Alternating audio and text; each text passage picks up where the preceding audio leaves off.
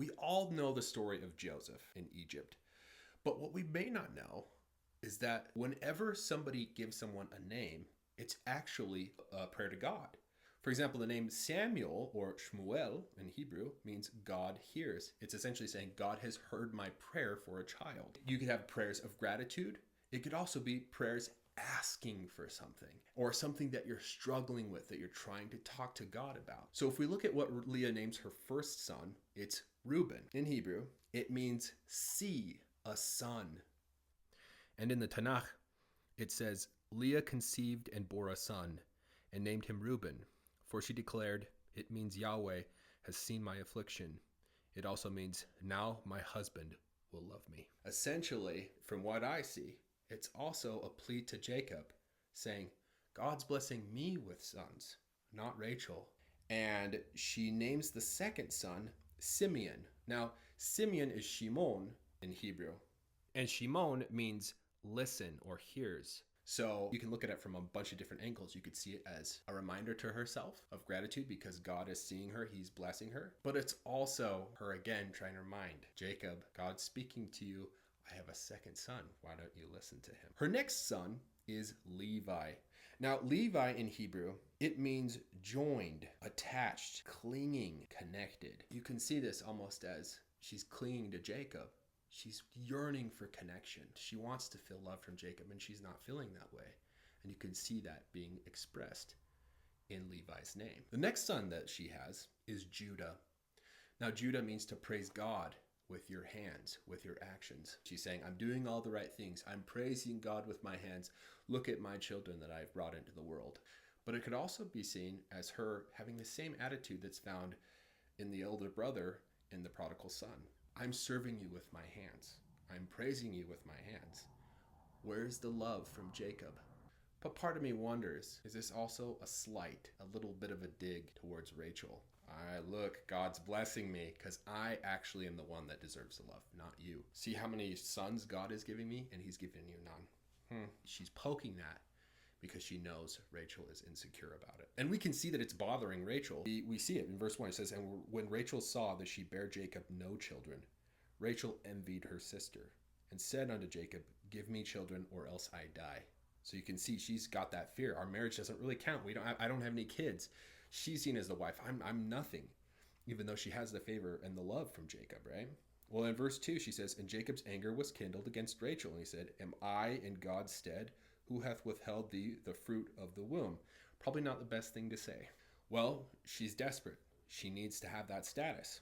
And so in verse 3 it says, and she said, behold, my maid Bilhah, go in unto her, and she shall bear upon my knees, that I may also have children by her. And this was a thing in Hebrew tradition.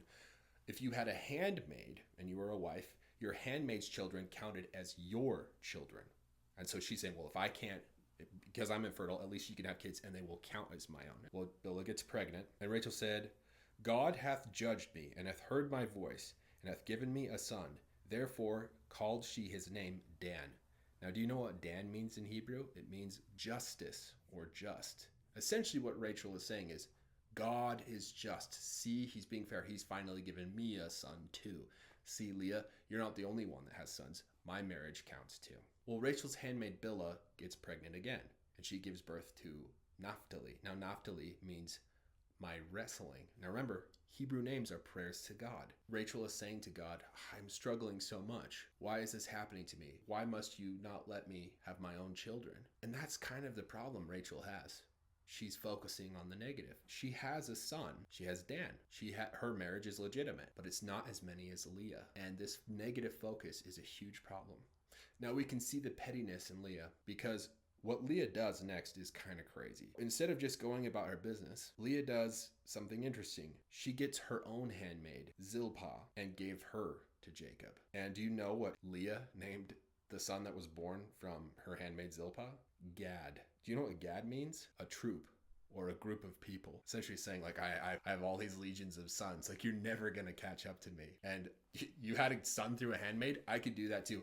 Plus, I have my own kids that I had, and I didn't need handmaids. So you can see this bitterness that Leah has. Well, Zilpah had a second son. So she's going tit for tat because Rachel through Bilhah has had two sons. So Leah's evening it out. Well, the second son that was born through Zilpah was Asher, and that means blessed. So it does. It kind of has that like Instagram hashtag blessed kind of vibe, like kind of gloating, like look how much better my life is than yours, even instead of actually being grateful for blessings. The way I see it, she's just rubbing it in Rachel's face because she knows it bothers Rachel. And it's the only way that she can feel better about her situation, because Rachel's the one that has Jacob's love and she doesn't. Well, the drama gets worse because Reuben, Leah's oldest son, he goes into the field and he finds mandrakes. And they're these like flowers in the Mediterranean that have roots that kind of look like people. And so that's where the mandrakes thing comes from. And that's why the roots in the Harry Potter, those mandrakes look like people. And they were believed to be fertility.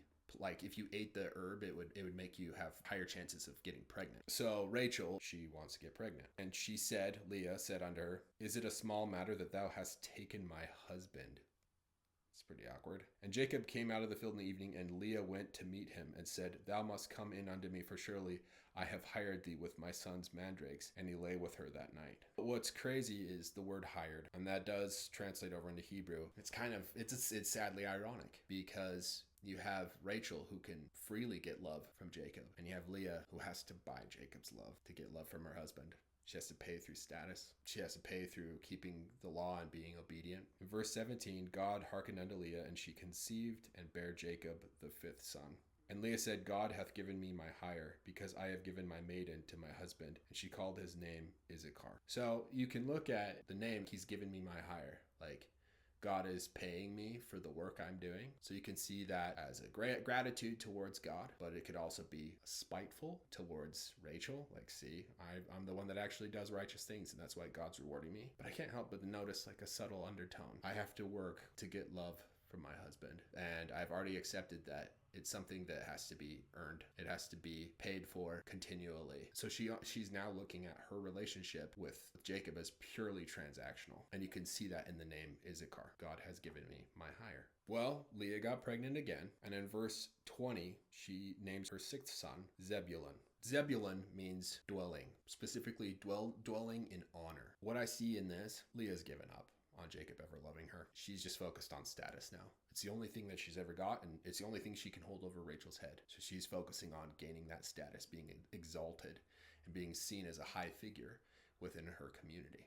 Now this is where it gets interesting. In verse 22, it says, and God remembered Rachel, and God hearkened to her and opened her womb. And she conceived and bare a son, and said, God hath taken away my reproach. Which is really sad, because she thought God hated her, just simply because she didn't have the things that her neighbor had, or her sister in this case had.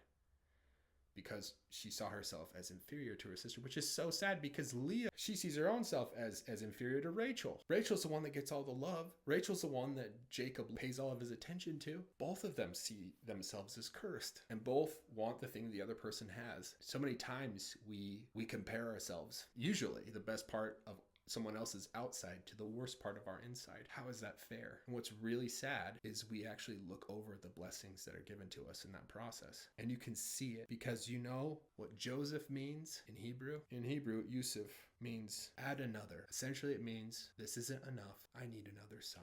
This was a miracle.